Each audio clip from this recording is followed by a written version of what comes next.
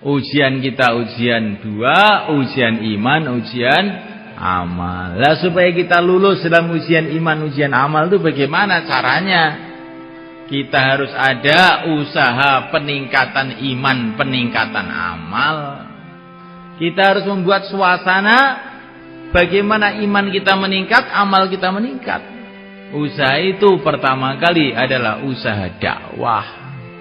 Dakwah itu usaha bagaimana iman kita meningkat, iman istri kita meningkat, iman anak kita meningkat, iman seluruh umat meningkat. Kalau kita memikirkan imannya orang lain, maka iman kita sendiri akan meningkat. Wallahu fi aunil abdi ma kana al-abdu fi auni akhihi. Kalau kita menolong saudara kita, Allah akan menolong kita. Kalau kita ini sayang kepada umat, mikir bagaimana umat ini selamat dari siksa Allah SWT, masuk dalam surga Allah. Seperti sayangnya para nabi, para rasul kepada umat, maka kita akan disayangi oleh Allah. Kalau kita disayangi oleh Allah, iman kita akan terjaga. Maka dakwah ini maksudnya adalah untuk menjaga diri kita sendiri semuanya. Tapi dakwah ini tidak boleh hanya sekedar ala kadarnya. Ini dakwah diceritakan dalam Al-Quran, dikasih nama tijarah, perdagangan. Hal adullukum ala tijaratin tunjikum min adzabin alim, tu'minuna billahi wa rasulihi wa tujahiduna fi sabilillah bi amwalikum wa anfusikum. Diistilahkan dalam Al-Quran, usaha agama termasuk usaha dakwah ini seperti perdagangan. Orang tuh kalau dagang tuh bagaimana semuanya kan? Mikir terus. Pagi-pagi jam 7 sudah buka toko. Sebelum buka toko sudah mikir, apa barang yang saya beli, apa barang yang saya jual, labanya berapa sudah dipikir. Sampai masuk toko belum sarapan oleh kan? Belum sarapan. Maka setelah jam 10, jam 11 perut sudah keroncongan, akhirnya sarapan. Sego pecel. Di tengah-tengah sarapan, tahu-tahu ada orang datang ke tokonya. Assalamualaikum. Waalaikumsalam. Langsung cuci tangan. Ada apa, Pak? Ada apa? Saya mau beli sarung. Oh iya Pak. Tunggu sebentar, tunggu sebentar. Nah, makan pun ditunda. Karena apa? Demi perdagangan. Kalau kamu pergi ke toko sepatu, maka orang yang punya toko sepatu tuh kayaknya baik sekali itu mereka. Ada apa Pak? Mau beli sepatu? Oh silakan duduk. Nah, diambilkan sepatunya, dipasang di kaki kita. Nah, pas apa belum Pak? Ini kurang besar. Diambilkan lagi. Yang tadinya itu baru tengkar sama istrinya itu, kalau ada orang beli sepatu datang langsung senyum-senyum terus. Iya silakan, silakan, silakan. Mana lagi Pak yang mau beli lagi? Mana lagi? Nah, mikir betul-betul. Sampai jam 8 malam toko ditutup. Maka dia pulang ke rumah. Tokonya tutup tapi otaknya puter terus. Berapa hasilnya, berapa labanya, terus mikir terus. Sambil makan malam, minum kopi, mikir terus. Bagaimana toko bisa meningkat terus. Satu toko, bagaimana 2 toko, terus dipikir terus. Sampai akhirnya waktu haji datang, dia pergi ke Mekah. Tapi pergi haji ke Mekah itu yang dipikir itu dagangan. Nanti di depan Ka'bah saya akan doa supaya toko saya maju. Akan saya temui kiai-kiai di Mekah supaya mendoakan toko saya supaya maju. Barangkali di Mekah ada barang-barang murah, akan saya beli, nanti saya jual di Temboro. Wis pokoknya itu mikirnya itu dagang saja itu. Piye amri dadi dhuwit iki piye carane? Wis. Cethukan apa piye amri iso dadi dhuwit? Sampai melihat barang-barang yang berceceran di pinggir jalan, rongsokan-rongsokan. Ada wadah aqua dikumpulkan. Iki dhuwit iki. Iki dhuwit kok iki piye? Sampai malam istima pun dipikirkan, mau jual minyak wangi malam istima itu. Barangkali nanti bisa meningkatkan perdagangan. Ini namanya seorang pedagang. Lah usaha agama dakwah itu dikatakan oleh Al-Quran seperti perdagangan. Maka mikir terus, bagaimana keluarkan jamaah 4 bulan, 40 hari, 3 hari.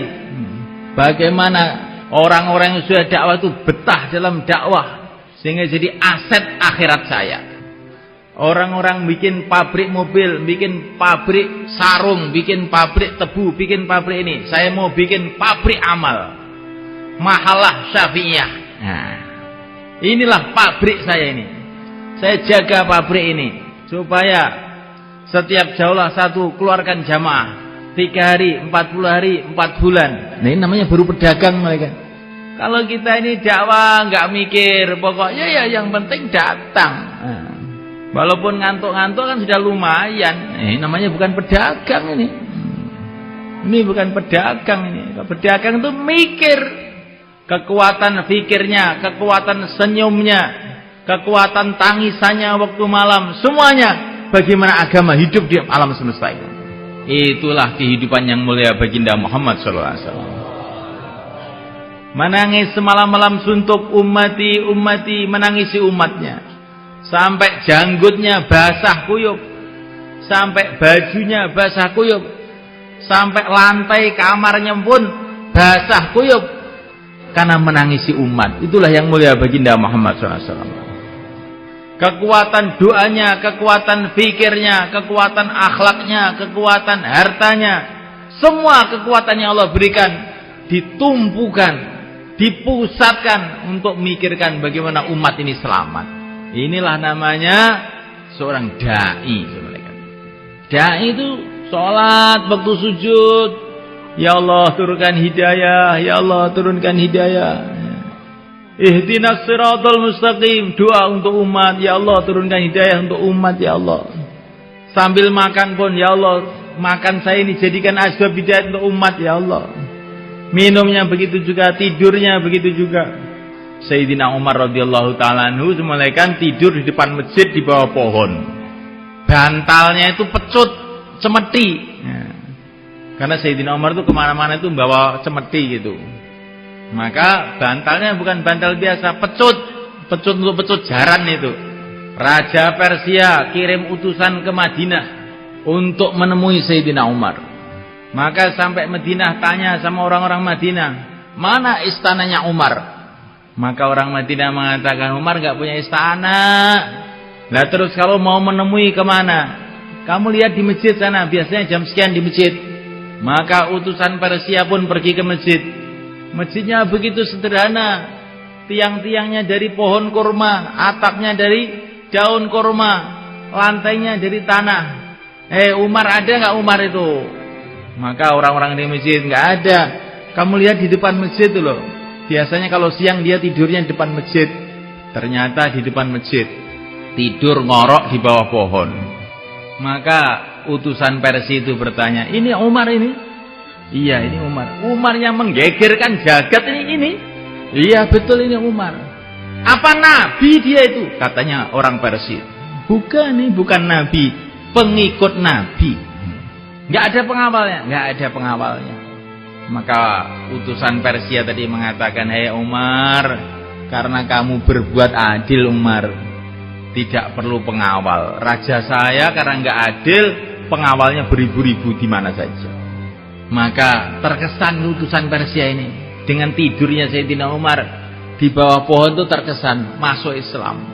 Kalau orang itu sudah orang ahli hidayah itu semuanya, tidurnya pun mendatangkan hidayah, doanya mendatangkan hidayah, akhlaknya mendatangkan hidayah, dakwahnya mendatangkan hidayah, ilmunya mendatangkan hidayah. Salah satu contohnya adalah Amirul Mukminin Sayyidina Umar bin Khattab radhiyallahu ta'ala. Nah kita itu berpikir begitu itu. Kalau mau tidur, ya Allah jadikan tidur saya ini asbab hidayah ya Allah. Terus zikir-zikir sampai tidur. Ini ada orang dari Magelang gitu semulaikan, tinggalnya di Malaysia. Di Malaysia itu diajak dakwah ini nggak mau aja dia. Apa dakwah? Sumpek saya melihat orang dakwah itu. Ini anaknya sekarang di sini masalahnya itu, makanya. Akhirnya dia pulang dari Malaysia terus ke Jakarta, tengah malam sampai di Jakarta. Ya mau cari penginapan nggak ada. Gimana ini mau nginep ini? Sudah nginep di kebun jeruk aja. Itu saya punya teman-teman orang dakwah itu. Akhirnya dia nginep di kebun jeruk, markas kebun jeruk. Datang situ pas tengah malam, semua orang tidur pakai adab tidur semua. Dia ngelihat aja. Ini ustadz ini, kiai ini. Orang tabligh itu ya, tidurnya aja kok tertib ya. Apalagi meleknya. Nah, sudah saya mau keluar 4 bulan. Langsung keluar 4 bulan. Bukan karena mendengarkan bayan, karena melihat orang tidur.